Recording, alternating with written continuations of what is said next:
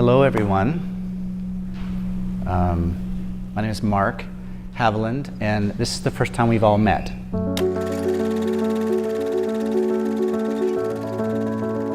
There's a few of you that don't even know why you're here.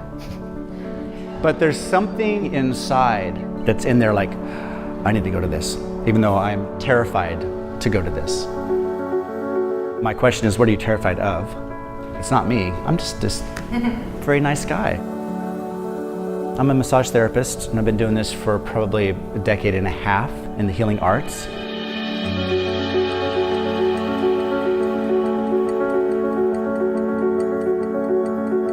My teacher's name's Dr. Fred Midtower, and he developed this work called transformational bodywork. Breath work, dialogue, and deep tissue body work all happening at the same time.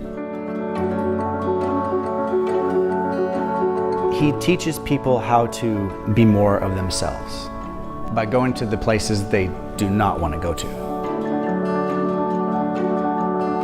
It depends on what you have inside you, what you inherited from your family, what was with you in your environment when you were growing up. It's aching to come out.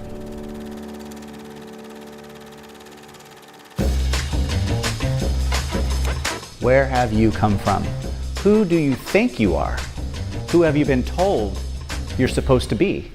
Yeah, that's a good breath. That's like, oh, fuck. Depression, grief, anger, rage, guilt, shame. That's why we're here. It's gonna suck.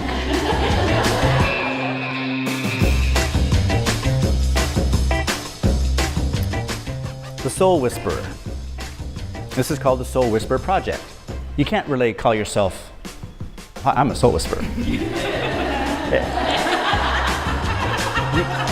It doesn't work.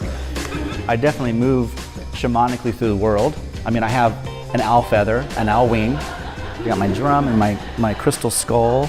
So this workshop's called The Anatomy of Emotion. I had to name it something. Over the years, it's kind of evolved into now I'm on a 6-month road trip,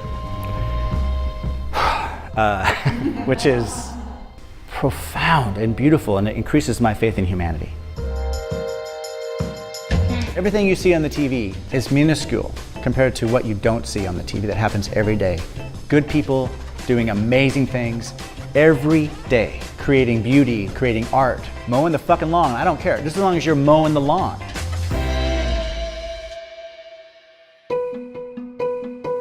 The work itself has its own energy and its own Shakti. Do you have to see it to believe it? Or do you believe it because you see it? When you witness somebody else's trauma come up, it will evoke yours. But that gives us something to work with. The shadow is our biggest ally and our worst enemy.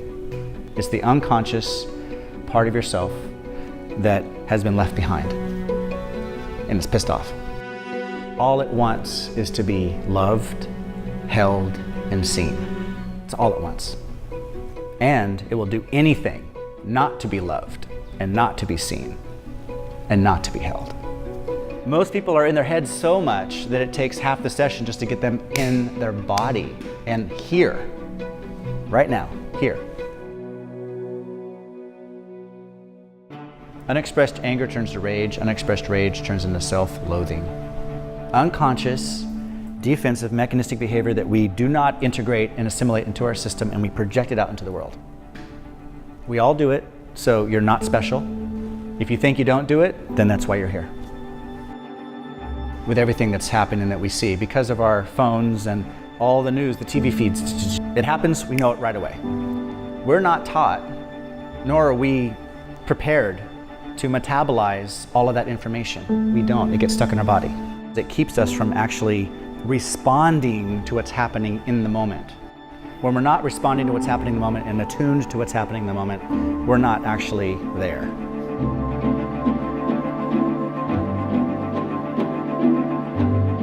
You're doing your work.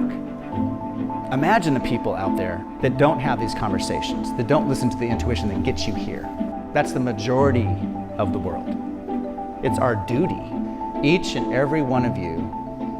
It's your duty, it's your work to do the work your parents couldn't do.